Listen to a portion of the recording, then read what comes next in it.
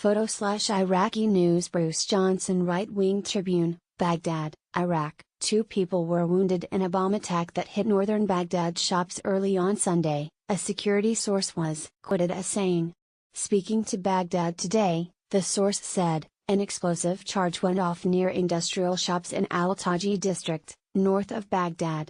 The explosion left 2 people injured, he said, adding that ambulances rushed to the blast site and carried the injured to a nearby hospital for treatment, Iraqi News reports.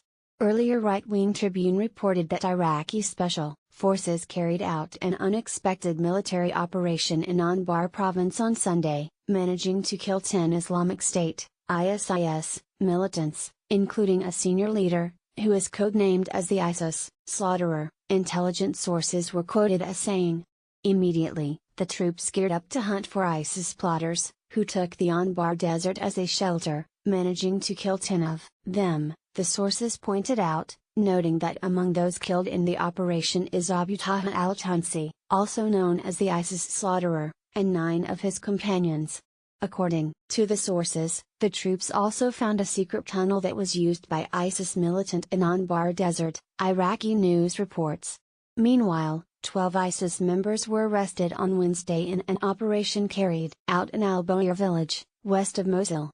On Tuesday, the command said 18 ISIS members, including foreign leaders, were killed in a security operation, south of Mosul.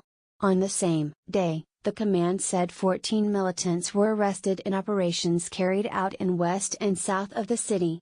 Also, 2 Iraqi mayors were killed this week in separate armed attacks believed to be carried out by Islamic State, ISIS, militants in Diyala province, government sources were quoted as saying. Islamic State continues to launch sporadic attacks across Iraq against troops. Security reports indicate that the militant group still poses threat against stability in the country. Thousands of ISIS militants as well as Iraqi civilians were killed since the government campaign, backed by paramilitary troops and the coalition was launched in October 2016 to fight the militant group, which declared a self-styled caliphate from Mosul in June 2014. Iraq declared the collapse of Islamic State's territorial influence earlier in November with the recapture of Rawah, a city on Anbar's western borders with Syria, which was the group's last bastion in Iraq. ISIS declared a self-styled caliphate in a third of Iraq and neighboring Syria in 2014. A government campaign, backed by the US-led international coalition, was launched in 2016 to retake IS-held regions, managing to retake all havens, most notably the city of Mosul, the group's previously proclaimed capital. Violence in the country has surged further with the emergence of Islamic State extremist militants who proclaimed an Islamic caliphate in Iraq and Syria in 2014. The surge in violence between armed groups and government forces has resulted in over 3 million internally displaced persons across Iraq and left more than 11 million in need of humanitarian assistance, according to the UN Office for the Coordination of Humanitarian Affairs.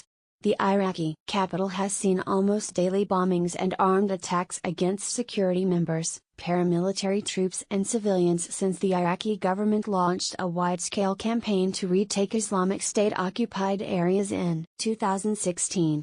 Though most of the daily bombings go without a claim of responsibility, Islamic State is expected to be behind many. God bless.